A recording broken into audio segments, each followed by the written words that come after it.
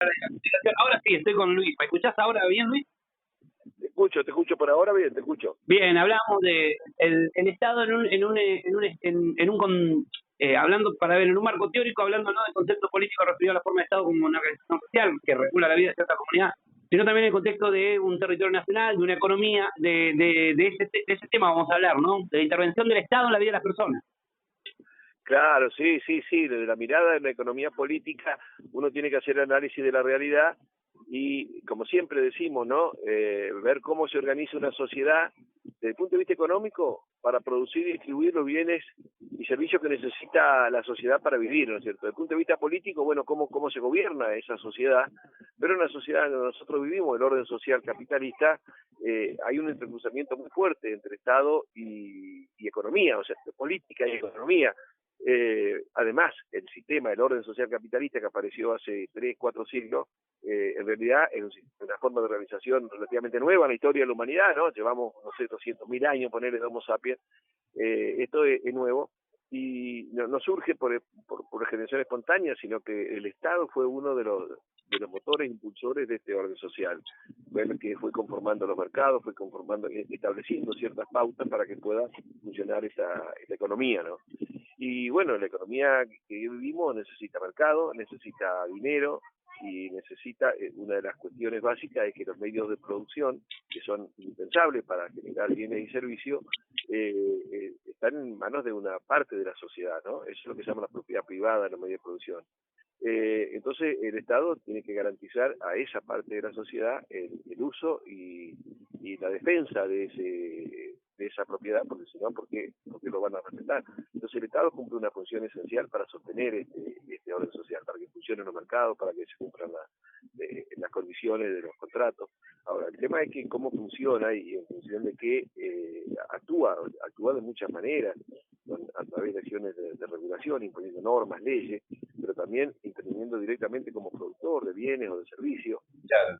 En general siempre el Estado estuvo proveyendo de servicios que son generales, que no se pueden vender ni prestar, aunque estos han logrado cosas mágicas que lograr privatizar hasta los servicios esenciales como pueden ser salud, educación, bienestar social, defensa, seguridad, pero en general el Estado es el soporte fundamental de este sistema. Muchas veces se ve el Estado como contrapartida del mercado, ¿no? Como una opción, o el Estado o el mercado, cuando en realidad coexisten y no podría haber mercado sin Estado, no podría haber mercado donde se hagan operaciones, donde existe una moneda que está impuesta por el Estado y donde existen obligaciones que cumplir, contratos que lo hace, esas obligaciones las impone el Estado. Bueno, ahí la cuestión para hablar dentro de las categorías de los fallos de lo que interviene el Estado entraría eso que vos te estás hablando, ¿no? Dar el marco para que una competencia sea perfecta y no imperfecta, información incompleta o incompleta, externalidades y el tema de los bienes públicos. Ahora, ¿qué quiere decir para cada Estado que la competencia sea perfecta o imperfecta? Es otro tema, porque ahí es donde entran las ideologías de cada uno de los que dirigen el Estado, que manejan todo, ¿no? Sí, en realidad lo que se opera en el mercado son transacciones, ¿no es cierto? Donde todo lo que se produce, uno produce un bien o un servicio, o si no tiene medio de producción en su propiedad, o sea, no es empresario, tendrá que vender su fuerza de trabajo, en el mercado se compra y se vende eso, pero quienes definen los precios de los mercados, cómo se distribuye la riqueza, es el propio mercado. El Estado interviene modificando eso que se realiza naturalmente en el mercado. ¿Cómo se distribuye la riqueza en nuestro sistema? A través del mercado. Todos llevan algo, si yo produzco ropa, o produzco alimento, si produzco un servicio, y bueno, voy al mercado, lo ofrezco y eso tiene un precio. El precio que yo logro es la parte que me toca en la distribución de la riqueza. Eso se hace.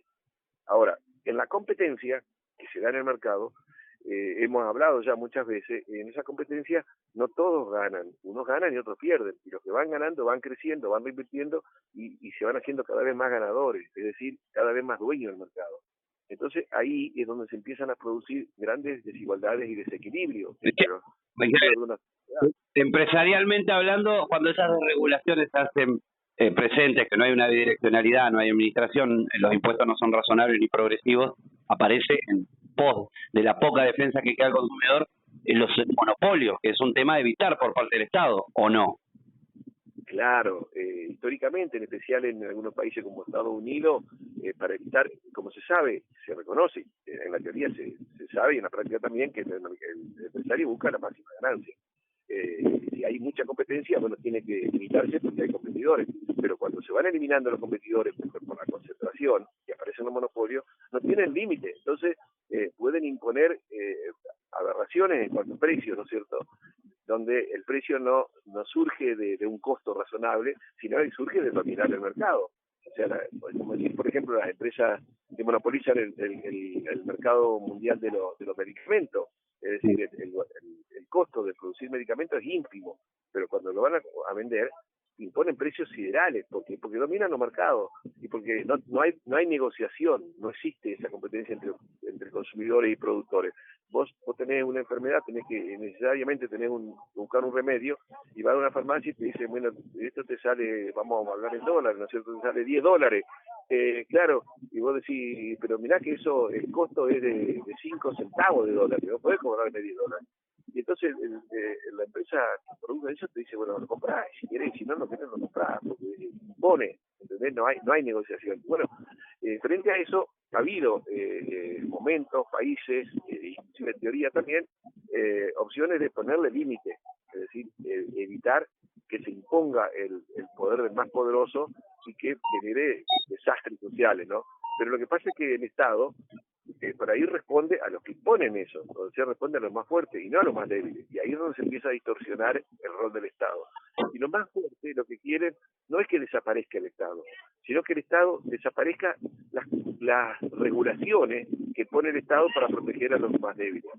Entonces ahí es donde nosotros empezamos a ver todos los conflictos que se generan en nuestras sociedades, donde hay algunos gobiernos y algunas teorías que dicen, no, el Estado no tiene que desaparecer, no puede imponer reglas, y entonces está generando la imposición del más fuerte, está dejando que haya monopolio que dominan el mundo y un consumidor que es un pobre que tiene que comprar un medicamento. Bueno, ¿qué negociación, qué poder, ¿no es cierto?, negociación puede tener ese poder que necesita medicamentos? Nada. Entonces, el Estado es fundamental para regular, para poner equilibrio, para ponerle freno a los monopolios y para generar acciones que le den alguna redistribución en el ingreso que distribuye el mercado. ¿Por qué? Porque el mercado genera desigualdades. Entonces el Estado dice, bueno, hay un sector que no tiene ingresos, que está condenado a morir.